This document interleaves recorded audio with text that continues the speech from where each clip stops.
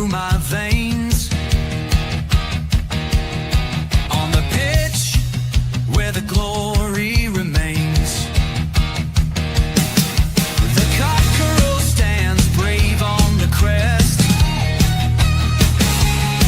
North London pride, this ain't no jest. From lane to the new shining ground, echo chants where the legends are found. Heroes carved in the heart of time, we march on through grit and grime. Oh Tottenham, Tottenham till I die. Raise the banner, let it fly. Through the rain, through the fire, this is my club, my only desire.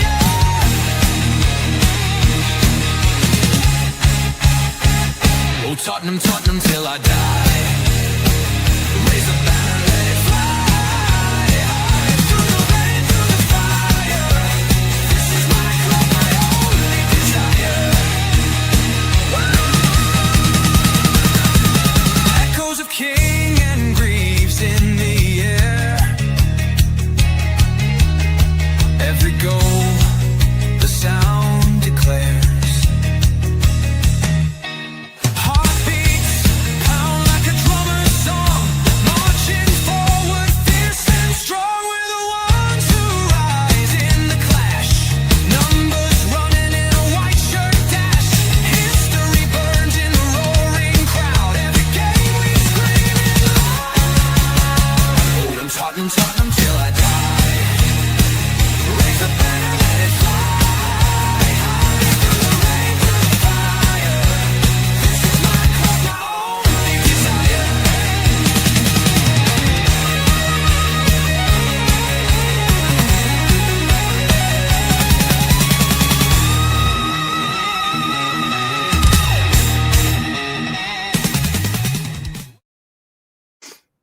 Tequila, sorry, Tequila, can you just start the show for a minute? I need to take a phone call. Sorry, bud. Sorry. Okay. You know that part in Wayne World where Garth's left by himself and Wayne just walks off and Garth's just left by himself in Wayne's World? That's literally what's happening right now. Right, so pick up everybody. As you can see, the title of the video is Fulham A Must Win. I guess we'll get to it.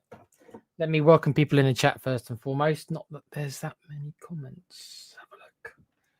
First up is Adam McFarling 9351. Must win. You're having a laugh. Fulham will turn us over. You watch. Probably. I don't think they're great shakes themselves. I mean, what are they in 12th? So they're not that amazing themselves. They're okay at home, but yeah, I mean, you know, they're beatable. I don't particularly fear Fulham, but you know, we're rubbish as well. It's like we're rubbish and they're rubbish as well. They're quite rubbish as well. So who's the most rubbish? That's what it comes down to. Who else we got here? Rodney Martin. Big up. Lange out. Enoch out. Out. No Vinay out then. Why is Vinay getting off the hook with you then? Rodney? Why no Vinay out as well? Who else have we got? Wayne Bonner. He says, bring up. Good evening, folks. Hope you're all well. Every game's a must win. Simply a case of if this team wants to win. The club need to forsake the Champions League and focus on the priority. Well, they didn't do that last year, Wayne, did they? They gave up on the league and Ange focused on the Europa League, and lucky for him, it worked out. Financial wise, there's a lot more in it for us in the Champions League than there's Europa. We've got no chance of winning it though. I kind of agree with you though, Wayne. Like, it's not that I don't care about the Champions League, but I mean, it would be, honestly, it's like us being able to win the Champions is like me winning the lottery tonight. Like, it's just probably just not going to happen, is it? So we've got to stay up. We'll be getting into a video that I saw that I'm going to talk about. That talked about what will happen to Spurs financially if we go down, and it looks real bad. So honestly, if we go down and don't get up in the first year, we are going to be in trouble. like big trouble. So we really don't want to go down. Big up to the always reliable G Giant 68. Big up Dermo and Tequila, hey, mate. You're always in it, You're bro. right, You're back. Yeah, I'm back. Yeah. Big up to Giant 68, mate. You're always in here every night, bro. We really do appreciate it. Yeah, we do. We really do. Let me finish the chat and then you can start off there. My Wayne's also saying I've got a funny intro to read out. Okay. Under the news of the news today. Damn, Dermo's on the phone to Stephen Kenny to get in at the Spurs. Back off. Might have taken him over. That's all we're going to say on that one. Leo Starman, hey mate, I saw one of your videos the other day with your new song. Big up, mate. We need to play 4 at the back, I feel, and 3 up front. Richie, Solanke, and Moani, and Zafi behind him, and Gallagher and Paulinia. Then 4 at the back, Poro, Danso, Van der Ven, and Spence, and Vicario and goal. Well, Tudor doesn't play 4 at the back, unfortunately. No. I agree with you. I don't think we've got the personnel to play 5 at the back. So, or 3 at the back. However you want to look at it, 3, 5. You know what I mean? 3 centre halves, basically.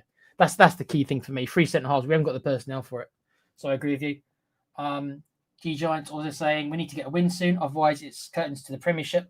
When's the last time we scored a point? Dermo, when's the last time you scored a point? Who? Spurs. Well, we last time we got a draw was, why does Newcastle away sort of sting in my head? Surely we've probably got Newcastle away. Okay. And that was we've got draws and defeats, but no wins in 2026. I mean, I put something in the chat the other night, last night, about how many. I'll get it up. I mean, well, you can do this year. at least I was caught up with the chat. It keeps going, so you can do your intro if you want now, Prof. You didn't do. Yeah, I just read after this, right? This is Tottenham's 2026 stats for 2026, right? Arsenal secured their biggest away win at us since 1978. We're the only club without a win in 2026. This bit is really funny, but it isn't funny. But you have to look at it to being funny, but it isn't funny. Wrexham, Mansfield, and Macclesfield have each beat more Premier League teams in 2026 than Tottenham. We're 9 games without a win, 2 wins out of 18, 7 games in a row we have conceded 2 or more goals, 2 home wins all season, first home game since August 16th, 10 points from 13 at home, 2 points from our last 8. That is the worst run since Ramos.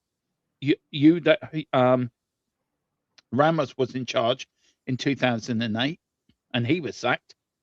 12 points out of a possible 54. I mean, that's just. I don't think it's funny. I do.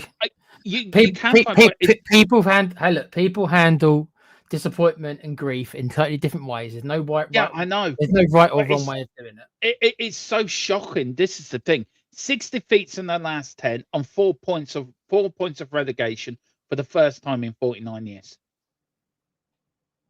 I mean, if it wasn't a tragedy, it'd be funny. Yeah. Cheers. Big up to you, Colin. 1st of Feb, 2-2 against City. I love the fact that the Man United fan was the first one, because the rest of us are just so depressed that we just can't think of it. Right. Now, do you want this a bit of an intro I've done on the news today? So you're getting ready, Tequila. Right, sit down. Right. Breaking news. Tottenham Hotspur Football Club are reportedly ready to rip up their race structure this summer. Yes, Spurs, the same club that talks £5 off a meal deal. For years, we've been told we have a sustainable model. We won't break the structure. We don't do 300 grand a week. Now, suddenly, it's open the vaults, release the spreadsheet. Someone wake up the accountant. What happened? Did the calculator finally overheat? Did somebody at the board meeting say, lads, what if we actually pay good players properly? This is a club that used to treat wage structure like it was crown jewels. You couldn't touch it, you couldn't look at it, and you certainly couldn't increase it. And now we're talking about tearing it up like it's a bad VAR decision. But here's the real question. Are we actually breaking the wage structure? Are we about to offer one superstar big money and then give everyone else a Tesco club card and a handshake? Well, I thought that was a funny bit, that one. Because if Spurs truly start paying the elite wages, North London might need a minute to process it. All I'm saying is when Tottenham starts seeing major signing incoming, I check the fine print. Terms and conditions apply. Must avoid chaos. Batteries not included. That's the best one yet. That's the best one yet from Jack GTB, to be honest. I shop at Morrison's, so they can keep their Tesco club card. I need one of those. I don't know what. I shop at Tesco's here in Ireland, and we get a great deal. Yeah, where are we on the chat? Do you want to continue with the chat, Tequila? Because you were doing a fine job, sir. So if I bring them up, you read them out. There you go. Which last one was? Yeah, that one there. We need to get a win soon, otherwise it's cutting to the Premiership. When was the last time we scored a point? According to the Man United fan.com, it was against City. Yeah, I forgot that too. I think we all did. Yeah. Big up to Ed. Do you know we're famous in Hamburg in Germany, Tequila? It's unreal, isn't it? Where people watch us from. I just can't get it. I don't understand that. Like, it's mind-boggling. That's the internet for you, bro. I mean, somebody watched this in Burma, in the Golden Triangle. Surprised they can get good internet connection in Burma. Well, apparently they can. Yeah. Okay. Leo Starman. Well, that's the best team I can think of. Yeah. Big up to you, Ed, by the way. Big up, Ed. We only just scrapped getting back up when relegated in the 70s. It won't be an easy task to get back up. There's a video about that, isn't there? Just been put up today from Philip Brady, the Godfather. He did do a video, didn't he? That was a little recording for us about that time. Yeah, go check it out on the channel. Philip did a video earlier on all about that G-Giant. Big up, Leo. Hey, mate. Big up. The only man that wants me to go and get my David Bowie LP out. He really is. Wayne saying, see, Wayne can't remember either. There's Con knows it. Big up, Con. Wayne says he's forgot about City. Yep. Yeah. And also Starman saying Atletico Madrid 4, Club Brugge 1, 7-4 aggregate. Atletico face Spurs. Oh, okay. Atletico to face Spurs or Liverpool. Oh, gee. Yeah, the draw's Friday, and yes, we are covering the Champions League draw. Oh God, is that really who we've got? Is that really the two options, Dermo? Well, look, does it get it out of the way so we can just concentrate on not going down? I mean, I was hoping we'd get somebody who. That's okay. Bodo. I mean, Bodo. Look at Bodo. Bodo had a good game against. They had a good win, didn't they, at home last week? I don't fancy our chances against either of those clubs, though. I don't know. I don't. I think the sooner we can finish the Champions League, the better, if I'm being honest. Yeah, but we didn't say that last year. Ange was doing his big Europa thing. Everyone was just like, "Oh, we've got the Europa." But this year, I don't really understand it. Why do we not care? We cared last year about the Europa League. Right. I think it is that last year we were so far off relegation going down. I think we knew we were safe. I think this year it's really too close for comfort. We're only 4 points off West Ham. Yeah. Okay. So I think this is where it becomes a little bit more. Hang on a minute here. And another thing as well, Tequila, I don't get with the owners is why is it taking them this long to actually realise we're in trouble? Do you know many other boards would have panicked a lot earlier than these have? We'll get into it. It's a bit of a shell shock. I just think because as we kind of discussed the other day, with the exception in my mind of maybe Newcastle, if we were to go down, it would be the biggest club in modern history that this has happened to. So it's one of those things where you just don't really, I mean, we've gone from being a top 6 club, and I wouldn't say we're any more than that. I never considered us a top 4 club, but I did consider us a top 6 club for a good number of years. And in about 3 or 4 seasons max, we've gone from being that to being fighting relegation for the second year in a row now. We're in a relegation fight. So I mean, you couldn't have predicted it, really. No, really. And there's so much similarities from 49 years ago when we last got relegated. because we had a bad season in 74, 75. 76, 75, 76 was okay. 76, 77 was a disaster of a year. So there was a build up to it, and there's now a build up now to this. And I go back to the 90s under Aussie Idealists, which is before your time, Tequila, where we nearly did. It was the proper last time we went to the second last game of the season to stay up. And I'm rarely getting them vibes again. That's where I'm going. I'm rarely getting 90, 93, 94 season vibes. Because if we didn't win at Oldham, we didn't beat QPR in the last game of the season, we were down. Jurgen Klinsmann, 96, 97, scored 4 goals in the last day of the season to keep us up. We got a 6-2 win against Wimbledon. So I still think people are overreacting a little bit. I'm not saying I've dropped down as well, because a couple of games ago I was saying like, oh, I'm 90% sure, and I say now I'm saying I think it's 1 out of 4. So I am at the 75%. So it has dropped for me as well. I'm not saying I'm immune to it. But all of a sudden, Dermo, it's kind of like, oh, we're going to get. We're still not the favourites for relegation. But it feels like people. I mean, I understand more than most about the doom cycle, right? It's like a snowball that goes down the hill. It gathers more and more snow. So I get it, and it does feel like that, and I do understand it. I feel it as well. But that still doesn't mean that we're favourites to go down. I still think it's 1 out of 4. We're just not used to it being 1 out of 4, because normally we're not in it at all. And I agree, it's 1 out of 4. But if you look at the teams around us, who's got the better form? Forest. Look, I watched Forest against Liverpool on Sunday. Forest look a bit more organised now.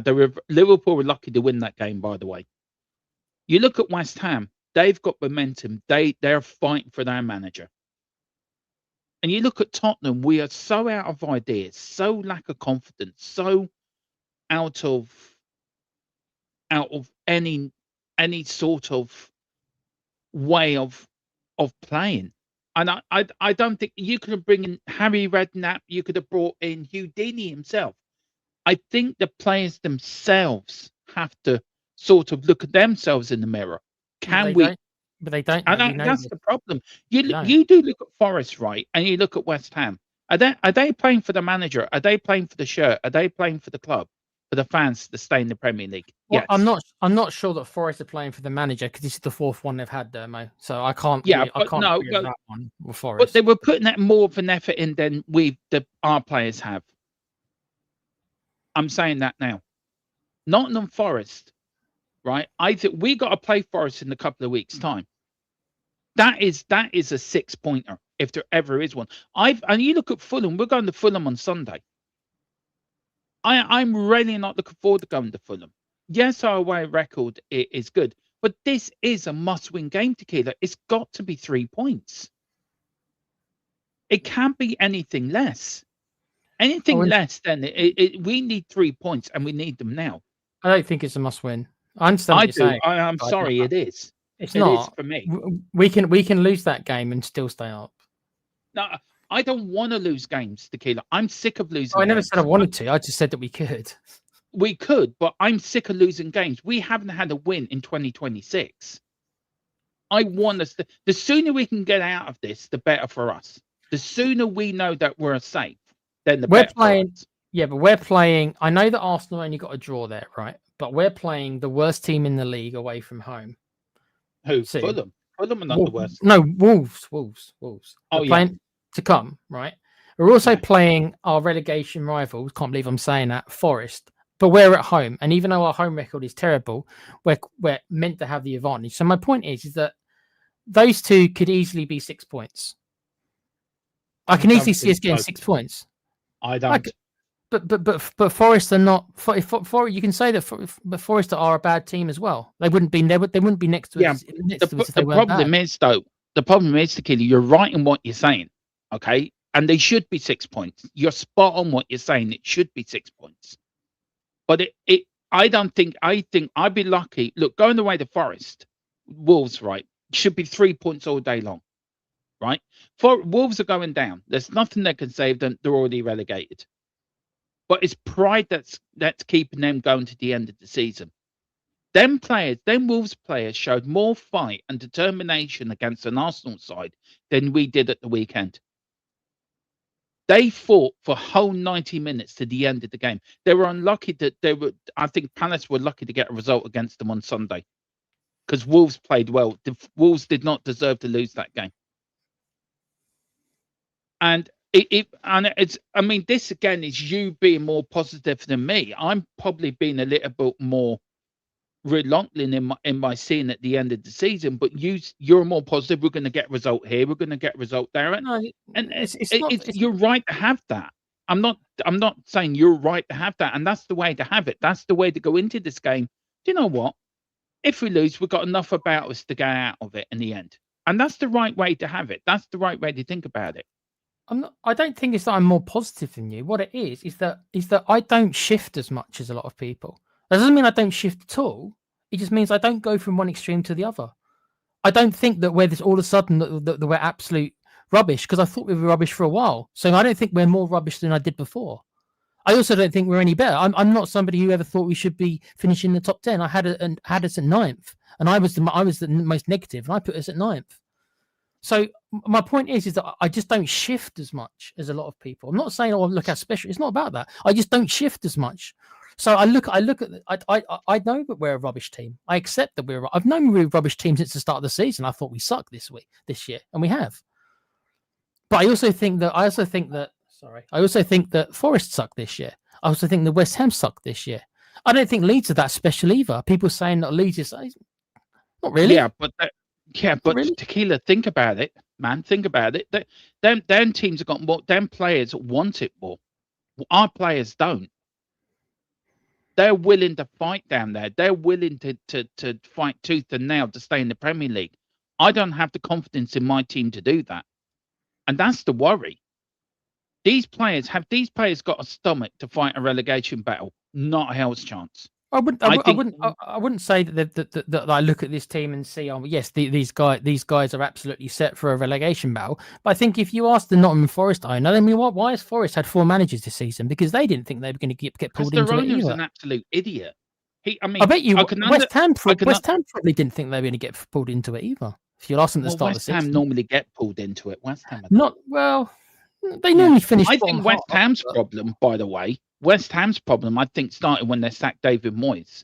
I think that's where their issue started. And with Nottingham Forest, they should never have sacked Nuno, if I'm being honest, either. Of course not.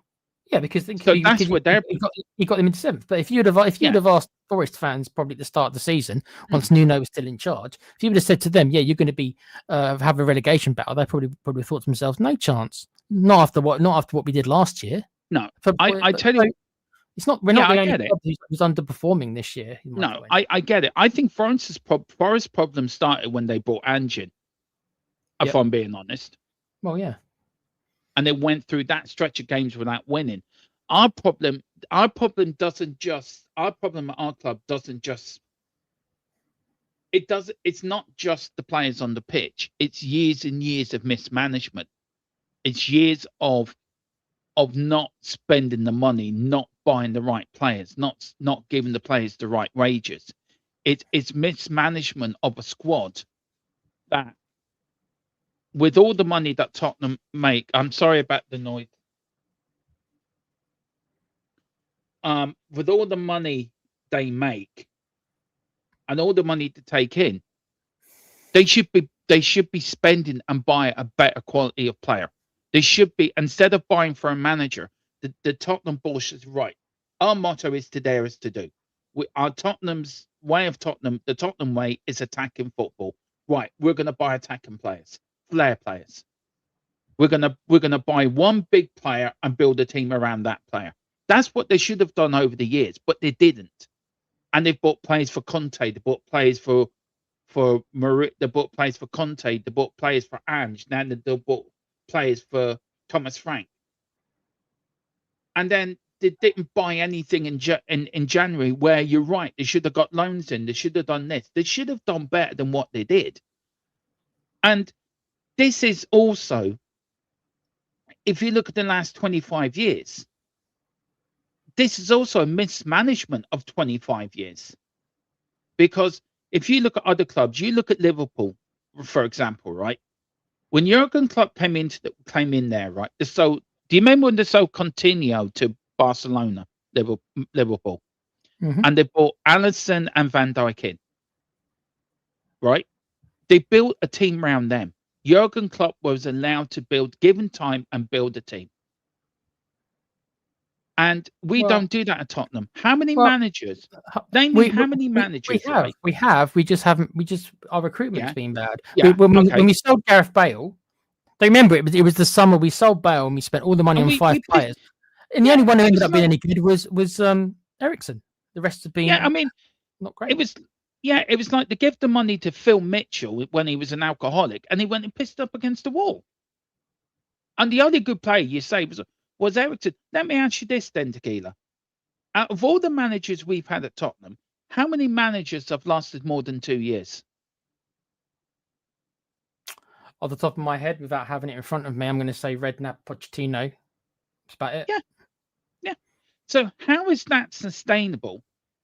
If you're trying to build a Premier League winning squad, a Premier League manager, right?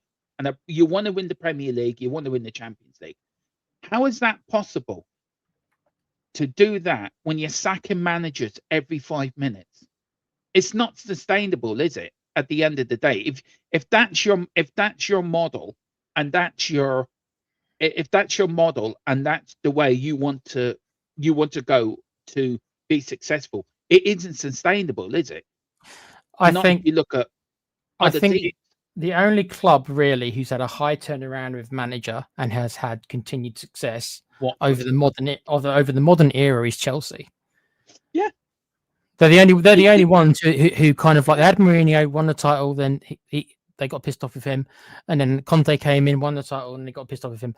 Most of them, you're right, it's a manager who's been there for a while. Pep at City, Klopp took him a long time to get over the line with Liverpool. Wenger, he was there for a while when Arsenal winning titles. Look at Fergie back in the day. Ferguson, yeah. So most of the time, you're right, is normally a manager who's been there for a period of time. There's, like I say, Chelsea's the only exception I can really come up with of a club who did change their manager frequently and still managed to kind of consistently win things. Yeah. When Abramovich was financing them. So if you I mean, we're becoming that laughable. I mean, you look at Watford. How many managers have they had over the last 2 or 3 years? We're getting like Watford sacking managers every 5 minutes. Not quite as bad as them, but yeah, that's a good example of they're probably the worst. Well, it is. Forest are doing their best to catch up with them. Yeah, Forest are doing very much to catch up. So look, big up to Knights Republic. Big up Benny boy. Hope you're doing all right. Big up to Rodney as well. He said, "You're right, Dermot. You are right." Thank you. I'm never right, but I take a compliment when it's there. Big up to Wembley One. It says Fulham can be a bit flaky. We could catch them on an off day. Yes, they did, but they did get a good win at the weekend, by the way. Beating the Sunderland side that's only lost one game. We one game at home all season. I must say that this for me says exactly where we are as a fan base. That we're actually scared of Fulham. I'm not scared of Fulham. Why are you scared of Fulham? It's Fulham. Yeah, but I'm not being funny. All right. If we were going away to Liverpool, fine. If we're going away to the big boys, Chelsea, fine. We all know, then by all means, I can understand. I agree. Then, but I Fulham, agree. I agree with you. We shouldn't be afraid of Fulham. Totally 100%. I'm on that train. You and me are on the we beat Fulham train. No problem. But Tequila, as Knight says, but Tequila. I know. I get it. And like I say, it's an indictment of where we are. But it's just like you should sometimes what you should do, guys, is go into your bathroom, run the cold tap, stick your head under the tap just for 30 seconds of cold water, and then realize that you're scared of Fulham. That's what you should do. Look, if we don't beat Fulham, if Fulham say we get a draw, but it's a really bad performance, right? Or we do lose. Should we really take in the injury crisis we have? Look, Porro should be back for this game, and Dancer, I think, is back for this game. Does that give Igor a bit more wiggle room when it comes to his formations before we start going on about the financial and the race structure and what the video you saw? I did see a bit of it myself, and we will talk about how it is going to impact Tottenham if the worst did happen. Do you think with players coming back, that might be the saving grace for us, or do you think these players' lack of confidence is a major issue as well? I think with Porro in particular. Now Porro, I mean, Demo, we spoke about this before under Lord Conte. Porro. Lord Porro, when Porro was brought in for Conte, and then Conte was Yeah. gone 2 months after Porro came in. Yeah. When Ndoggy was brought in to play the five at the back, the wing back system, and he didn't even get a chance to play under Conte because Conte was gone. So Porro is, I think, a right wing back more than a right back. Yeah, I think his defensive attributes probably proves that he's better going forward. You would think he should be able to flourish in Igor's formation. Not sure he play on the left. That one, I don't really want it to be Spence, but I have a feeling it probably will be. But at least Porro should flourish in that formation. Yeah. Then do you play Spence? You put Spence on the. See, Spence is a right. I've got no choice. Defender. I know, but what are the options? Yeah. I mean, look, if these players are so, and David Clark puts it brilliant here, and a big up to you, David, as well. Great to see you in. Big up to Linton as well. Big up to you, it's just, guys, I can't see us getting more than 2 wins. Sorry, these players are not good enough and don't have any fight. Mrs. Tron has been telling me all season to kill. You know how right Mrs. Tron is on things. She is the boss, you know. Now, Mrs. Tron keeps telling me, Dermo, it's the players. The players are no good. The squad's no good. She's looking at the players thinking she could do better. Do you think it is right that this squad is probably the worst put together squad in a long time? Are these players any better than Eric Dyer, Eric Dyer, No. Sanchez, Harry Winks? No, the players really. that we criticised, by the way, we really criticised it. Do you know? Are some of these any better than them? I mean, Eric Dyer is a worse defender than Romero and Van der Ven. He's probably a worse defender than Danso. Worse than Dragusin. Get back to me on that one. I'm not sure about that one. Do you think he is worse than? Yeah. Okay, then. Do you think an Eric Dyer or a Sanchez or a Harry or Winks or a who was the other player? There was Winks. Both players went to Leicester. Winks and who's the other one? Skip. Right? Skip. Would they show more fight than some of these players we have in our squad now? I think Skip would. If you're asking me, would I take Skip back at the minute for what we need to do? Yes. Winks less though, but I think Skip would, and Skip would also care as well because Skip cares. I mean, he was one of our own, isn't he? Yeah, I mean, Winks. I mean, Winks has never really been able to, really. I think he was that bad, Tequila. It wasn't that bad, but he just wasn't that. He was quite just average. I think Skip I think Skip could have done a bit better than he did, and maybe his growth suffered with us. Maybe he should have gone out. Do you remember he had that great year at Norwich when he was on loan at Norwich?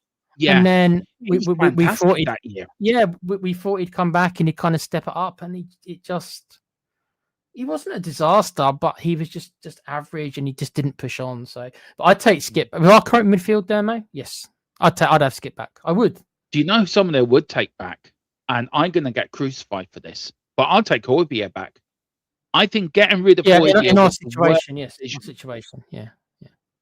Because I remember the game. Remember we lost 4-1 to Chelsea, and we played with the famous 9 men. And look, to be fair, them 9 men could have got a draw against Chelsea in that game. We got a goal disallowed, and we just missed one. So it wasn't like Chelsea dominated us. They didn't by any shape or imagination. I think for 80 minutes we played with 9 men, and we were toe to toe with Chelsea. But Højbjerg took a ball off the line. He bled for the shirt. I think getting rid of Højbjerg was a really bad decision by Postecoglou and the board, because there's a player now you could put in there, and he put a shift in for you.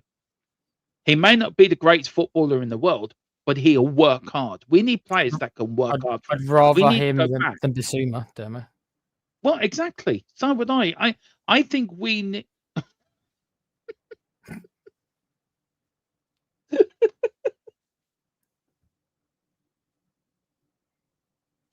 Oh Lord! What do you say to that one, Tequila? Optimus Prime. Oh, Megatron would though. Megatron would motivate them. Yeah, he probably would. He would. Which Transformer would motivate this squad? Yeah. Megatron would. No, not Starscream wouldn't. He was always trying to Yeah. be. He was always trying to be mutinous, wasn't he? Yeah. But look, look. We are going to talk about more Fulham body for the end of the week, guys. We are going to build up to it, so do watch out for that. Tequila.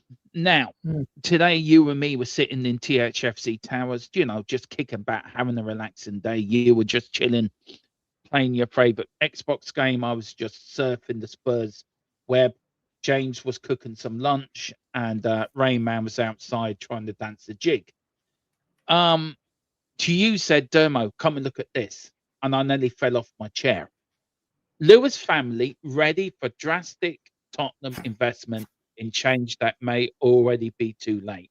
Tottenham owners are reportedly ready to rip up the club's race structure this summer. Firstly, is it a little too late? By Enoch now. When they said rip it up, they didn't mean cut it in half because we're going to be in the championship next season, did they? They didn't mean it that way. No, the minute if we avoid relegation, they're ready to pay players bigger wages and invest. Too late. Too late. Too little, too late, I think. Yeah, I agree. So the only reason they're saying this is because they obviously want to continue to make a good impression. You already made up your mind about them, Dermo. You wanted them out from the start, and you've kept to that. And I was willing to give them the one transfer window. I suppose I'll keep to my. Yeah, even though I don't feel like it. I don't feel like doing it.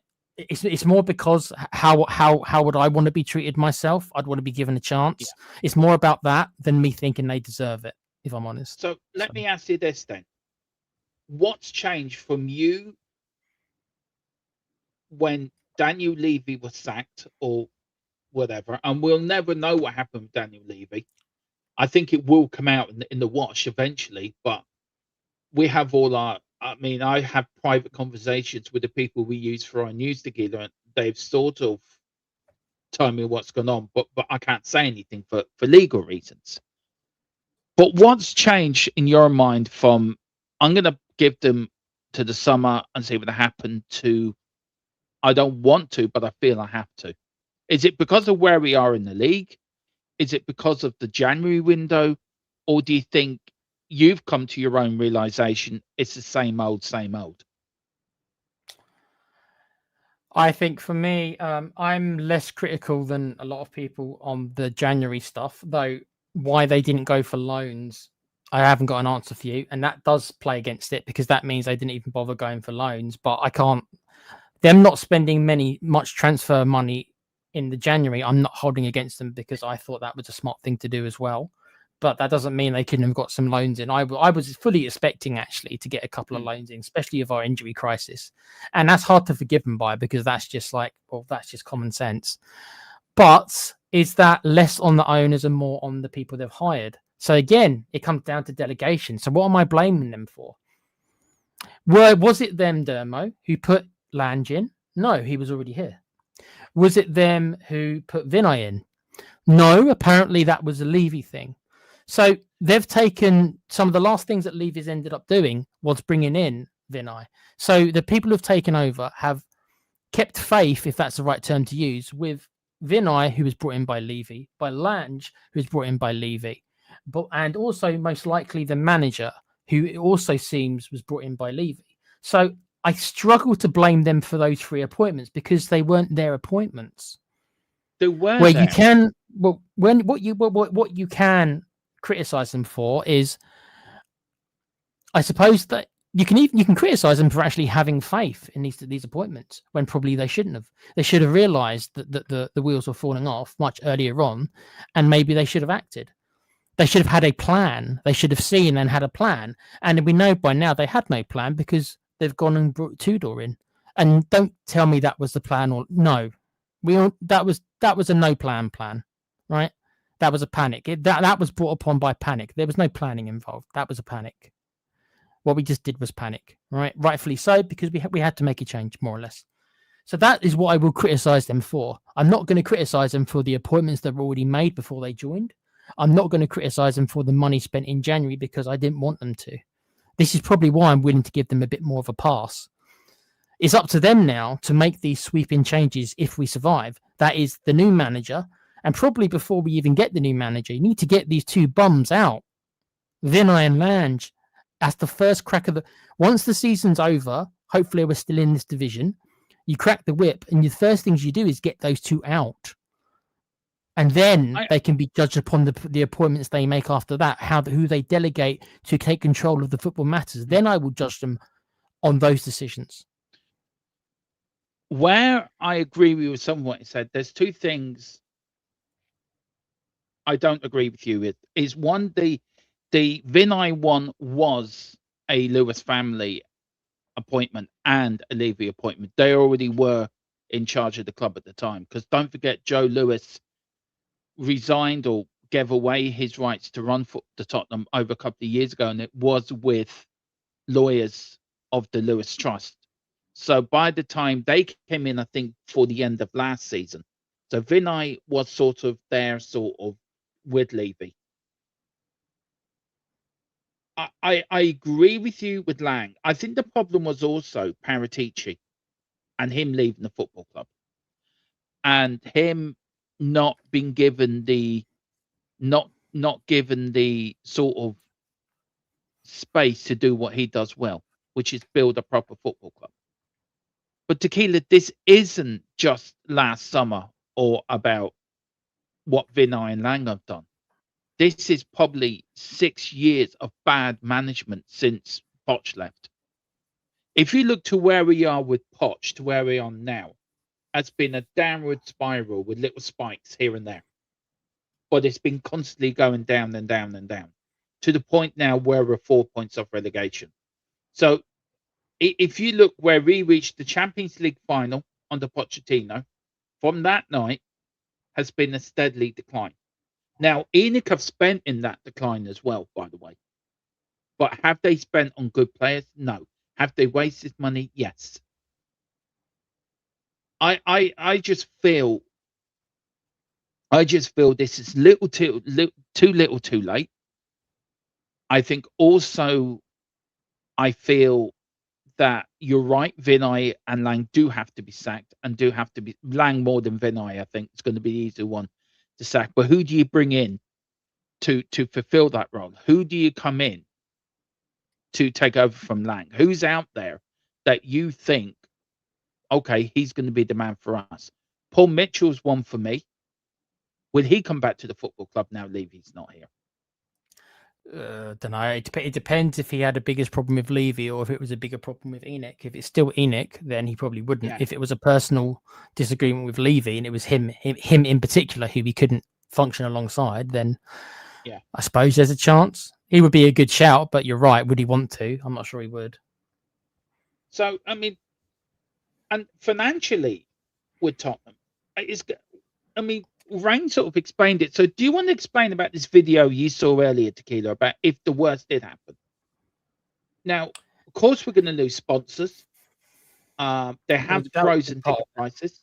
That was a big part of it. Was the sponsorship drastically change? Yeah. We're gonna lose with freeze. I think ticket prices will have to be lowered. Yep. Attendances will be down. I don't think they would be that much down. I think Tottenham fans will come. I think the supporters will come to support. I think Tottenham will still get full houses in the Championship. I really do. I do feel they will get more. I think maybe on the Tuesday night at home to Stoke probably won't get a full house, but every Saturday I think they will. So how important is it for Tottenham to stay in the Premier League, Tequila? How important is it for any club to stay in the Premier League? It's really important. Do you want to tell people about this video? I don't mind. I don't mind linking it. I saw this on another channel. I can't even remember which one it was. But I saw this on another channel, and I just remember. I'd link it. Yeah, I can link it. Continue talking, Dermo, and let me just go find it. Give me a second. So look, in my view, I've always been very sort of, you know this, Tequila. I've been very sort of mellowed with I've always been middle of the road when it comes to Enoch and Levy. If they done well, I praise them. If they don't, they don't. I think the sea change for me is, and the sea change now, is Tottenham have been in a spiral since we sat Pochettino. We're like, we're in the middle of our midlife crisis, and we're going for every 20-year-old we can get. And it's like, oh, we're going to go for a win 9 manager. He's the man that gets the win, but we don't give him time to win us. We sack him 6 days before a cup final. Then we go for we have a 3-month manager search, and then we go back to our 57th choice manager, which was Nuno. That didn't work out. Bring in Conte. And then we bring in Ange Postecoglou, a divisive figure. Half the base, half the fan base love him. Other half can't stand it, can't stand him. But wins us a trophy. Brilliant. What did Tottenham do then? I tell you what, lads, we've got all this momentum. We do have a manager that half the fan base like and the other half don't know. But the players will run through a brick wall for him. And he's won us a trophy and we've got momentum. What do we do? Well, we sack him because he finished 17th in the league. And then everyone starts this season. Oh, don't worry, lads, we're going to be fine. We're going to finish probably mid-table. But it's going to be an improvement. But we're right back to where we were last season. If not, we're now worse off than we were last season. I would love to know the points tally from this point last season to this season, how worse off we are. And now I'm not sure off the top of my head on that. I don't know how much. I'd say it is a lot worse. And now we've got a board that didn't back the manager in the summer, that ran around like a headless chicken. We've done the same in January, which I do. Look, I think they should have bought players in regardless if they were going to sack the manager or not. But I understand your reasoning why. If not, get loan players in with loans to buy or loan with obligations, whatever. Get them in, fill out the squad. Bring back the youngsters, bring back the Mikey Moores and players like that to fill out the squad. Now we're left in the situation where we're nearly in March. And we're thinking, shit, if we lose to Fulham, we're really in the crapper. But if you look at the running we have to West Ham and Nottingham Forest, we've got a slightly easier running. But are them games any easier than, say, playing a Liverpool or a Man City? No game's easy in the Premier League. Anyone can beat anyone on any given day of the week.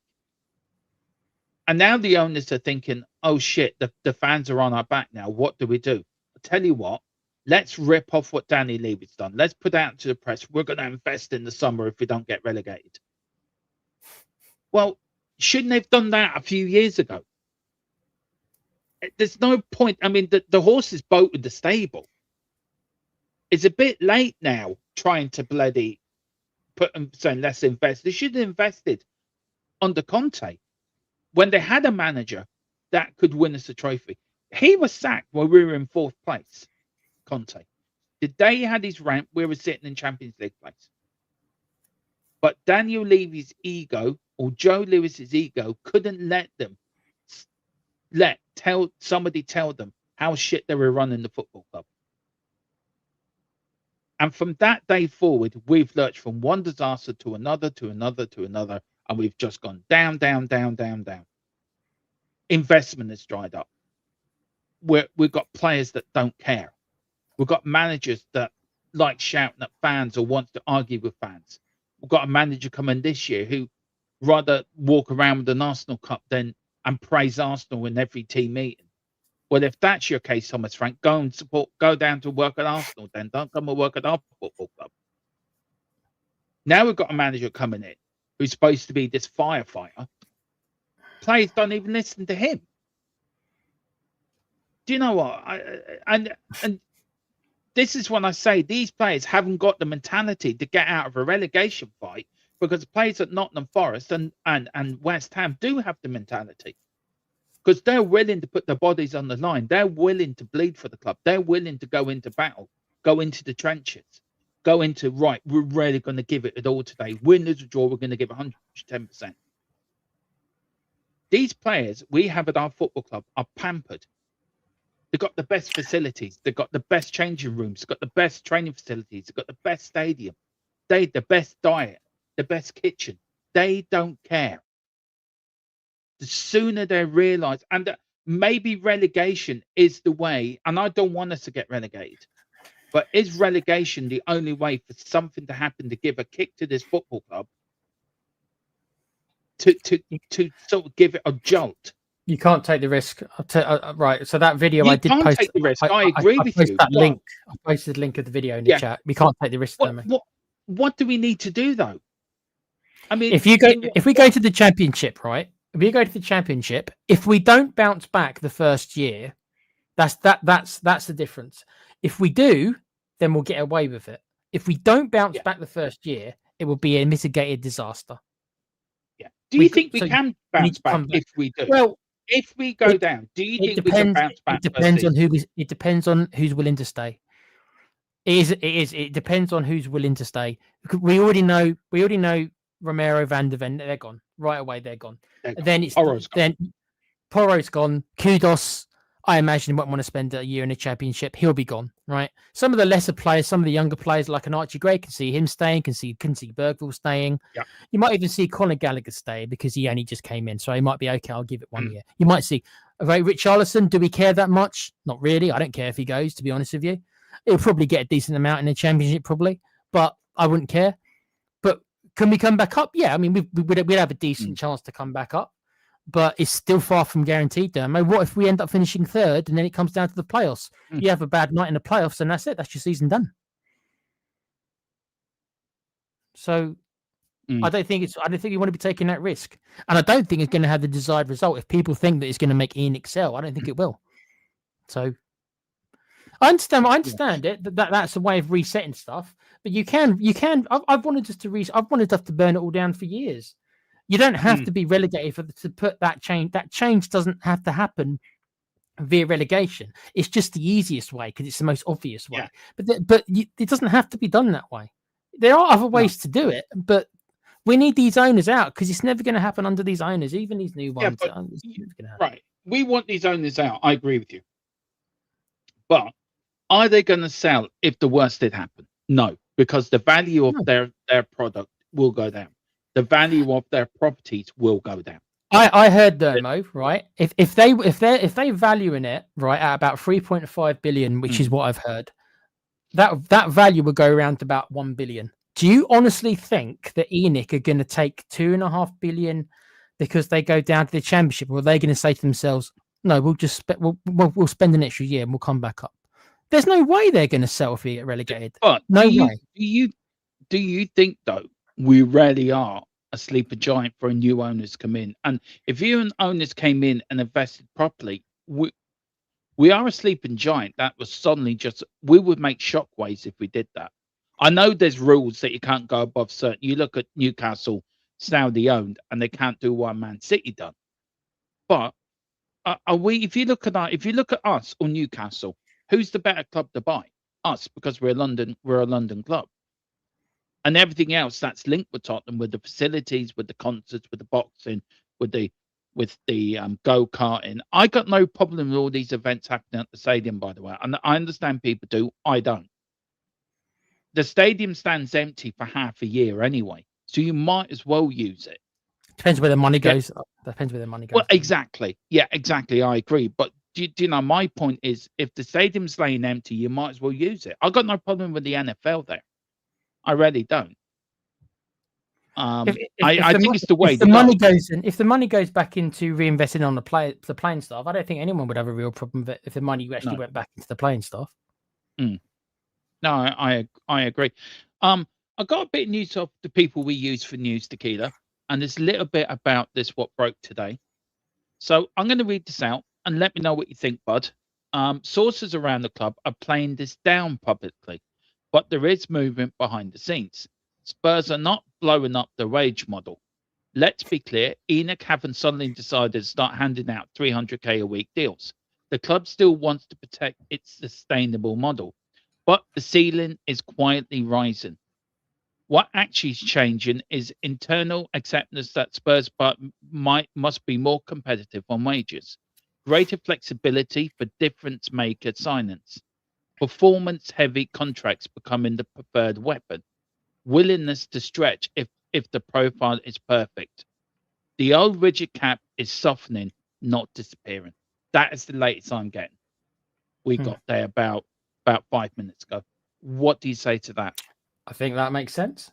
I think Mm. where I think our expenditure is like 45% on wages, and I think most clubs have about 60%, or at least I think the top 6 clubs, whatever you want to call them, have higher than that. So I think there's no reason why we can't. We at the very least should be matching that. Yeah, and if that means a couple of 100,000 a week overall, not per player, overall, right? Then I think it's worth doing. And as you've said there, for the right player, that doesn't mean you throw money at bang average players, right? But if you want to get the special player, the player that the manager, and this is the key thing in my opinion, if the manager says, I really want that player, then you have to say, okay, then if we're really going to back you, then if we've got to offer them an extra 100k, and it's going to be limits to it. I'm not saying you pay these guys 500,000 if they're not worth it, which most players won't be. But if they want 50 grand extra a week and it gets it over the line, you know as well as I do, Dermo would have said no. Not Dermo. The Levy would have said no. I'm not going to pay him another 50k a week. I'm not. No. But this is where they need to change to get these players over the line, especially the really good players, because you know as well as I do that the really good players, you're always going to have to fight other teams off for. Always. For the really good ones, you're always going to have to fight other teams off. So, you need to have every bit of ammo in your gun. And that was one of Levy's biggest failings for me. He wasn't prepared to use all the ammo available to him. If these guys are willing to do that, then that could improve our recruitment on certain players. Yeah, I think so. But look, let's put it this way. Look, we've got 13 games left or 14 games left, haven't we? Plus Champions League. Do you think now it's time to put all things aside and just get behind the team now? We need to get behind the team. We need to get behind these players. Even if we hate them, even if we don't respect this team, it's the club we support. It's not a team. It's not a manager. It's the club. And I think, personally, whatever differences we have with the ownership, which we should keep on that train, by the way, and there should be more protests, we will get Billy back on from Change for Tottenham to see what they are doing for the end of the season. But do you think, Nikhil, it's now time to get behind this club now? And let's all get together as one. And we have to be the driving force to show these players that we haven't given up. If they've given up, then there's nothing we can do. But we have to show them we haven't given up. So it's important, isn't it, that starting from Sunday, we have to get behind this club. No matter what we think about it, no matter how we feel, no matter what we think about players, that we need to show them that we're not giving up. We're up for the fight. And do you think that might then get into some players' heads? Or hang on, if the fans haven't given up, maybe we shouldn't give up. I was gonna disagree with you until you said the last part. And the last part you said was some players. So I think that there's a decent amount of players who don't care less. I don't think they like the fans. I don't think they care about what the fans think. I think there's other players in the group. I do think this group is probably in the minority, unfortunately, who do care what the fans think. And who cares then? Let's go. Who cares? I think a lot of, I think in my mind, I think a lot of the younger players who are a bit more impressionable, right? And a bit more impressionable, right? And are probably still trying to find themselves. I think the ones with the biggest egos, in my opinion, like a Romero, players like that, or like a Porro, I don't think they care that much. I think they're already egotistical enough to where, they will do what they want no matter what. Romero talks a good game. He comes out and says these things. His actions sometimes don't go along with his words. So Archie Gray is a good example of a young lad still trying to find himself on the pitch as well as life, right? Right, who probably can be encouraged, who probably will react to the fans. Bergvall, like I said, I'm thinking of the younger players, the more impressionable players. The older players, in my opinion, are quite set in their ways. They're still human beings. And I'm not going to sit here and not tell you that probably a lot of human beings would prefer to be cheered than booed. I think that's mainly human nature, right? And that is just a fact of it. But some players just don't care. Some players probably already have got the one idea on the exit. It's probably this. You're probably thinking of the same players I am, Dermo. When you're thinking of these players, I bet you we're having similar names in our heads by the players we're talking about, because you can tell, really, you can tell who these players are. And I don't think that they will care. But if us cheering helps galvanize the players, the few players who do care, to get that extra bit of performance out of them, and that makes all the difference, then by all means. I'm not saying fans should get behind the team. You're right. There's no reason not to. I just don't know how much it's going to work on a lot of these players. That's what I mean. Look, if you go through the young players, like you go through Bergwell, he cares. I think Archie Gray cares.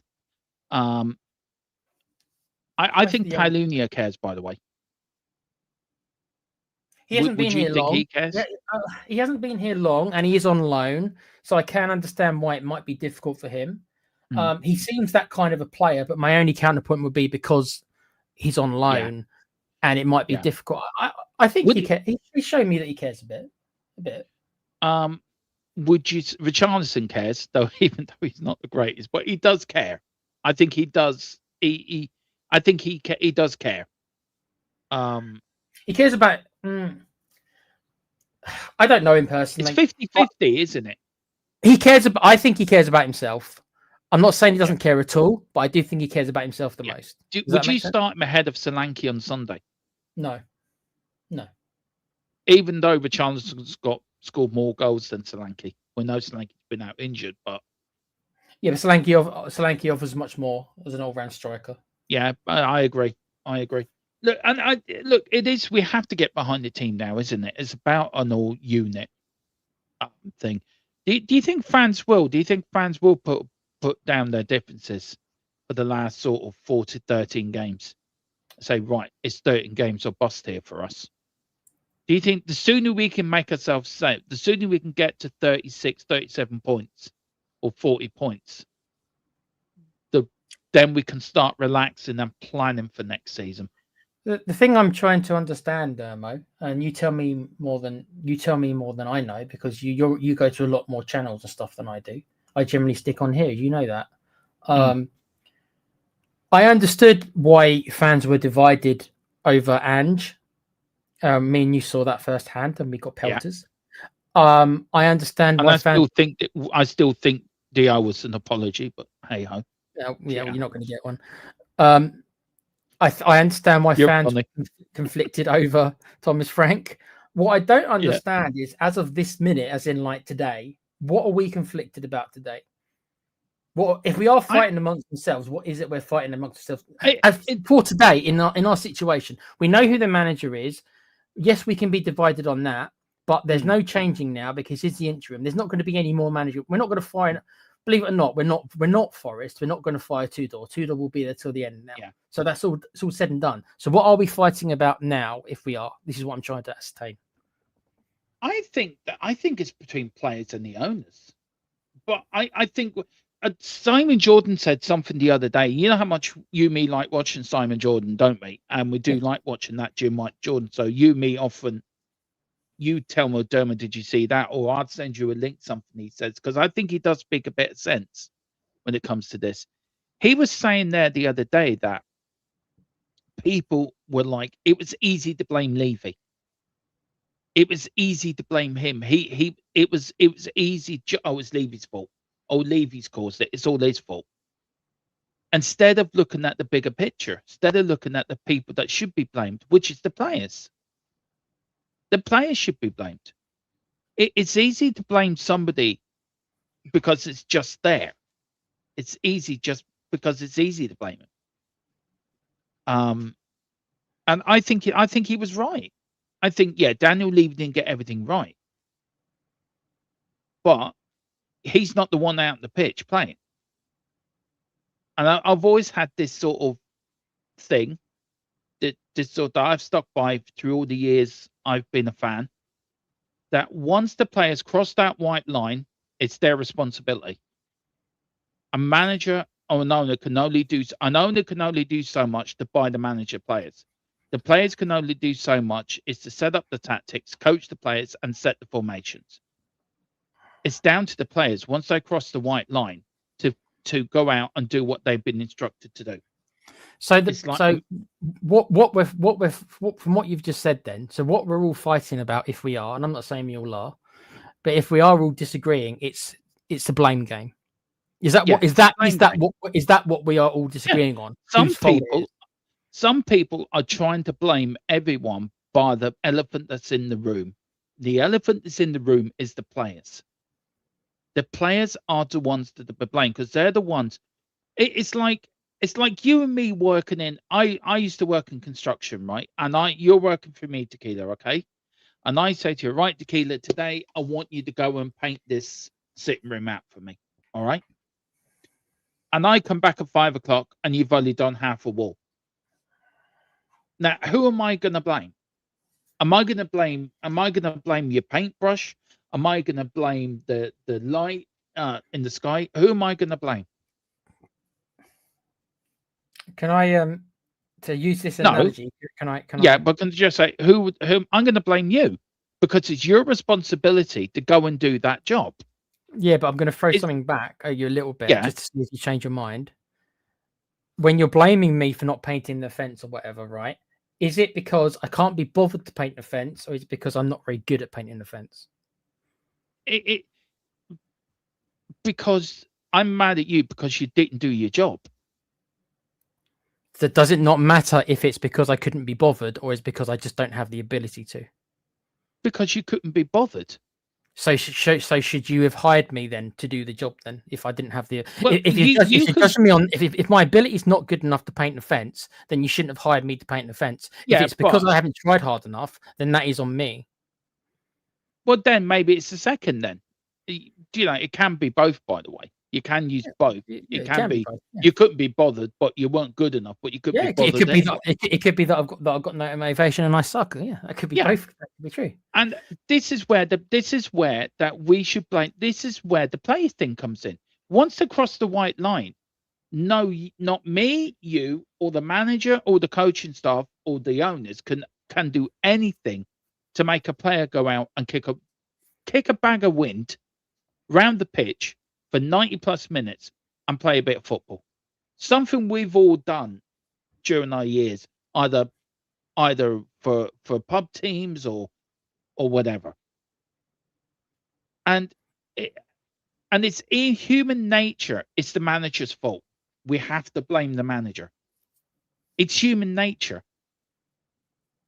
But the realistic of it is that we really should be blaming the players because the players are out there they're not doing their job.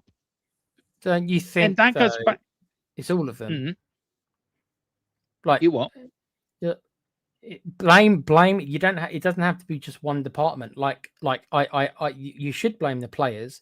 I think you should blame the managers. I think you should blame the recruitment staff, and you should blame the owners because that's what delegation is about. The owners made the choices. Everyone. Yeah, you're right. You're right. Everyone has to. They all deserve a bit. They all deserve a bit. Yeah. Everyone has to take. It's like an apple pie. Everyone has to take their slice of.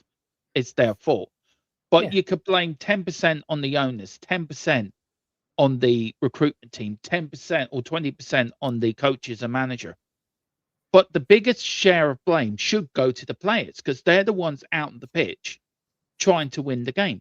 Now, if these players don't want to, it's easy for a player to go to an owner, or like Ben Davies did to Daniel Levy. Sorry, we're not going to play for this manager. It's easy for players to down tools because who's the club going to sack? A player or a manager? They're going to sack a manager, and then they might get rid of that player in the summer, or they can get rid of that player because they think, well, we paid 50 million for him. He's now worth 30. If he has a really good season next season, he might be worth 50 million again. So football is always full of opinions. Football is always full of everyone has different opinions. It's what makes the game go around. But it's high time us, the fans, blame the people who have never been blamed. It's easy to blame Daniel Levy. But is Daniel Levy out the football pitch? People say, well, we didn't win anything under Daniel Levy. If we won the penalty shootout, we would have retained our League Cup under Harry Redknapp. If we finished third in the 2-horse race, if we had back Poch in that year, Leicester won the league, we would have won the Premier League. And then we would have retained it because we would have invested heavily again that summer to retain the Premier League. We should have backed Poch after the Champions League final. We never have done that. There was no investment, Tequila, and it was easy to blame Daniel Levy. And maybe it was partly his fault. And yes, he can be blamed for some of the things happened at the football club. But he's not out in the football pitch. And it's these players that the last 18 months just not doing it, don't care. They care more about their wage packet at the end of the month than they do about playing the 90 minutes, getting 3 points. Look at Van der Beek, look at Jed Spence. Jed Spence has got the biggest head of them, as size as Mars. Is he a great player? No, he's not. Yeah, but Dermo, I agree. You don't need to preach to the choir with me. I blamed the players for several seasons. I blamed the players, but I still can't. You still need to remember that the players were brought in by people. The scouting network, right, had to scout players, and when you're scouting players, unfortunately, they're not robots. They are human beings with personalities. And Jed Spence, this is not a knock on Jed Spence. I don't know the lad, right? But he was rumoured to have this attitude. Neil Warnock did a whole piece on the whole thing, how he was when he played under Warnock. So my point is that they should have known that probably is Spence's kind of character. So when they're spending all this money on these assets, which is what they are, assets, and Ndombele is a perfect example of this. Whoever it was, right, looked at the player, didn't look at the human. I'm blaming Daniel Levy on that one. Look at the player, not the human, right? Because obviously Dembele did not have the character really to be a world-class footballer. He might have had the technical ability. I don't think there's any denying that. But he didn't have the character for it. So when you're buying these players, right, and it's hard because it's not an exact science, right? It's hard. It is a hard thing, but you have to analyze their characters as well. And for some reason, it just seems to me that we just haven't bothered caring what the characteristics of these players are. We might have cared if they're technically good players, but we just don't seem to care about the fight they've got, about their mental attributes, all these things. Because judging people's mental attributes is a much harder thing than watching them on tape with stuff. So they have to look at this stuff, and I think they've really, really fumbled the ball massively when it comes to the characters of a lot of these players we've brought in. No, I agree. So some of the blame has got to come from that, because they're the ones who brought these players in. Technically, our players are not the worst in the league, but as you've said, when it comes to their mental attributes, it's dragging the average down, isn't it? Because you're right, they don't seem like they've got much fight. They don't seem to the majority of them don't seem to put that much effort in. So that means we always talk about mentality. They have a weak mentality. But then the argument's going to be, does that come from the manager? It can come sometimes, but only to a certain point. It needs to be there as well. In them. Yeah, you look at England squads. How many Tottenham players get picked for England squads? Well, none anymore. Well, you look at Jed Spence. He's been in one England squad. He hasn't been picked again. Well, Solanke got into one, didn't he? One, didn't he? Jed Spence got into one. He hasn't been picked again because of his attitude. Gallagher's got into a couple, not since he's come to Spurs, obviously, but yeah. No, we used to have. I remember a time, Demo. We had more Spurs players in the England team than any other team. I remember it. It was when Genius and everything was around. I remember it. Well, it's something for me. Why is that? Oh, sorry. It's something that for me that needs to change. It really does need to change. But that recruitment, but the problem with recruitment, yeah. is that's a long-term change. You wanted to change right away. The recruitment, there's nothing you can do recruitment-wise. No. Short-term change, the recruitment can't do anything. Yeah. Long-term change, that's where it has to start. Long-term. Yeah, it does. It really does. Well, look, guys, we are going to leave it there. I've enjoyed tonight. It's been a good show, actually. I mean, there's more to talk about this on this, I think. There's more angles to go in this. Well, did you want to, before we head off, did you want to answer the question, is Fulham must win? Did you feel we answered that? Fulham is must win for me. Yeah, let's finish on that, bud, actually. Let's finish on that. Guys, let me know in the chat and also in the comments below, is Fulham a must win game? Because I think it is, Tequila. I think Fulham is vital, A, for confidence, B, to give us 3 points. Because I don't think, are we playing before or after West Ham and Forest on Saturday? So let me get the Premier League table up. It's a Sunday game as well. It is another Sunday game.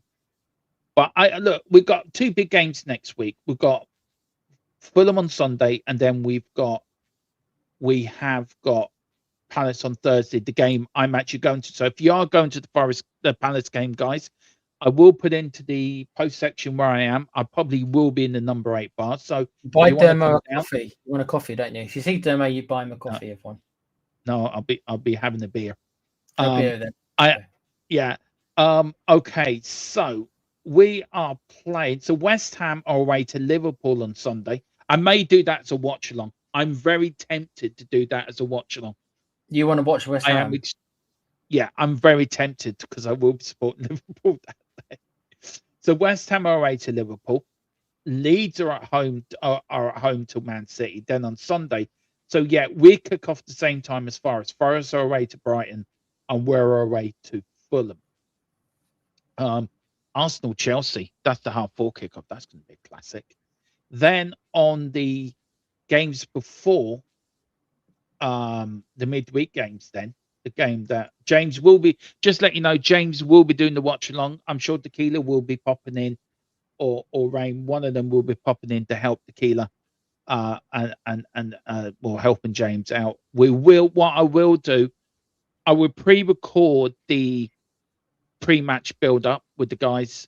That will go out on a Wednesday. Or I may do it live when I'm in England. I probably will do it live on England while I'm there. So Forest then on the... Oh, okay, where am I? Sorry. So Tuesday, we have Wednesday, then Forest. West Ham are away to Fulham, and Forest are away to Man City. And then, of course, Thursday, we're the only game on Thursday. We're home to Palace, which is an 8 o'clock kickoff. So I think with the next 2 games coming up, with our game, and then I think then we've got champions. We've got Liverpool after that, I think. Away to Liverpool. Are we away to Liverpool? Yes, sir. Yeah, we're away to Liverpool the following week. So Fulham and Palace are must-win games for me with the games that are coming up. Then Fulham is and yes, sorry. I don't think it's must win. I know why people would want to win it, but I don't think it's. I still think we can survive if we don't. I'll phrase it that way. I think there's a good chance. I'm not convinced we're going to win. I can see a draw. I think a draw is more than doable, if I'm honest. But yes, so that is it. So Tequila thinks he's going for a draw. I think it's must win. Let us know in the chat what you guys. Is it great, isn't it? Tequila, football is full of opinions, isn't it? It's full of different. Oh, I hope I'm wrong and you're right. If I can get a win, that'd be great. But yeah, I think Palace becomes vital as well. By the way. Well, these are 2 teams that are not amazing themselves. Like I say, I mean, Fulham are decent at home, but I mean, they're not world beaters, and Palace are not far from world beaters. They've got a lot of their own problems as well. Could you imagine Thomas Frank walking out as Palace manager? Would we think we had more of a chance versus him or Glass? I still like Glasner, so I think Glasner's a better manager. But... Would you take him in the summer over Poch? Not over Poch. No. I would have taken him last summer. I would have preferred him to Frank. I think I would have done as well. I've been with you on that. This in the summer, Dermo. This is not because Frank's, but I would have, last year. Yeah. No, this summer I've got my eyes on Poch. Maybe it's just blinkered eyes, but I just feel like we need it as a club. Has this season flown by though? I just think it's been one of those seasons that I think we've all kind of wanted the season to end a while ago. If we all had the choice, it'd be like, let's just get to the summer and just start again, shall we? I know we say that every season, but I mean, come on. But last season we had the Europa League final to look forward to, didn't we? So, well, still in the Champions League. I don't think we're going to get much further, but we're still in it. Yeah, don't worry, guys. I will be covering the draw live on Friday for you as well. But Tequila, where can people find you, bud? I'll put the links in a sec. You can find me on the sorry, I should have done this before. You can find me on the Play Pouch Gaming channel. And you can find me also on the new wrestling channel, No Cell. So please join me there. You got a video coming out tomorrow? Tomorrow, yes, at 6:00. As of right now, at 6:00, it will be 3 of us doing a preview of the Elimination Chamber wrestling pay-per-view that's this Saturday. And I think Com might be covering that live, which will be like 1 a.m. If he can. I don't know if I'm going to do it. It depends how tired I am, but I know that Com said he's going to do it, so he'll be covering the show live if anyone wants to stay up late with Com on Saturday. Well, there you go. Do get over there, guys. Do help them out. Yes. Now, tomorrow, I think me and Mr. Brady are doing an afternoon show on the Irish channel, Ireland Till We Die. We're going to go over the results of the last of League of Ireland. We're going to look ahead to the games this week on League of Ireland on Friday. Then I think Thursday we might be doing a political show. We may be doing a lot happening in the world outside of football. Of course, then on here we're gonna do plenty of build up to Fulham, and we've got a few more shows coming out as well. And then it's all to Palace for me. There will be a travel blog. I will be doing one my journey over, and my journey over is going to be a bit unique, Tequila, in a way. I want to see you covering everything. I want to see you covering the ferry. I want to see you covering every person you talk to. I want to see you covering every hot dog you buy, every coffee you get, every alcoholic beverage you get. I want opinions on the price, the quality of the drink. I want all of it. Don't worry about the match. Don't worry about that stuff. But we all want to see the travel. We want to see the travel videos, don't we, guys? The reason is I'm getting a ferry over because my passport ran out. My passport won't be back in time for me to fly over. So I am going by ferry. It's going to be interesting. I'm over there. I'm traveling over. I have to leave Tuesday night to get the early Wednesday morning ferry. I land in Holyhead, I think about 5 or 6 in the morning. Then I get a train then from Holyhead straight down to Houston. I'm staying just outside of London. I'm actually staying in Stratford, where I used to work. Okay. Mrs. Tron found me a lovely room there, or to stay there for 2 days. So yes, so there'll be plenty coming up. I am going to do a low journey going over. I will be talking on the train as well. I will pack in some live shows as well when I'm over there. So guys, do watch out for that. I'm sure Tequila will join me, or James, or the gang will join me as we do the pre-match to the Palace game. And then yes, the Palace game. There will be I will do a video probably when I get back after the Palace game. Thursday, I'm traveling back, so I may do something live on the way back, maybe on the ferry, or maybe when I'm waiting for the ferry, I may do something live. And then, of course, Friday, I will be back here 8 o'clock Friday evening with all the build up to the Liverpool game on the Sunday. So, yeah, plenty of content coming up on the channel. But I just want to say a massive thank you to everyone. We've had a massive growth again, Tequila, haven't we? And we can't do this without you guys. And we're very privileged. We're very humbled by the support and the continued people that are joining our channel and helping us grow. And I want to say a massive thank you for making my dream a reality of becoming a full-time YouTuber and content creator. And I'm very humbled by it. I'm very, very humbled by it. Tequila, do you want to say anything before I give our mate Columns, who is our channel sponsor, a plug? Yeah, I just want to say thanks to everyone for continuing to support us. Obviously, Dermo's been doing the channel for quite a few years, and obviously some of the other cast members, including myself, have kind of come and gone. But Dermo, bless him, put all the work in, and it's good to see him finally getting his just rewards. So that's thanks to you guys for continuing to support us. We're all, we're all grateful for it. I'm doing it. It's 5 years old this year. 5 years old. It's 5 years this channel. You're here 3. Yeah, so not you're 3 years 2, on the isn't channel. it? Is it really 3? Maybe it is. It'd be 3 years this year. Getting old. So I'm out of nappies. You're still in nappies. It's great, isn't it? And those who paved the way: Philip Brady, Kuva, Mia. I can't remember. Ellie will pave the way as well. Yeah. So. Yeah, well, yeah, but because the channel did start as me and Cooper started the channel as a bit of a fun channel, and just show old games. And I think it's evolved as the years gone on. That the DNA of the channel's never changed. We do care and we still love history. And Tequila knows I love history. But when we rebranded it to THFC Till We Die under Philip Brady and Ellie, we rarely did rebrand it. And rarely Tequila is standing on the Tequila and James, and I know Rain comes in from time to time to do shows with us. They're standing on the shoulders of them that have gone before them. So, this is the team going forward. We'll love to get the 3K for the end of the season. I think we will. And then we've got the summer content. We've got transfers coming out. We've got a new transfer intro coming. We've got new graphics coming. We've got new shows coming, and everything is moving in the right direction. So just to give our sponsor a bit of that does all our intros and everything, the link for it, the email, so do email him. He's starting out, but he does some crap. Look at our intros and that. I would like you to play this little, it's only about 19 seconds of a little intro. Actually, no, I'll do this one. He did this one from the Irish channel. Good, his work is. Please do it. The link in the description is below. His email says do email him if you do run a YouTube channel. If you do want anything done, he will do it. He's very fairly priced. He really is.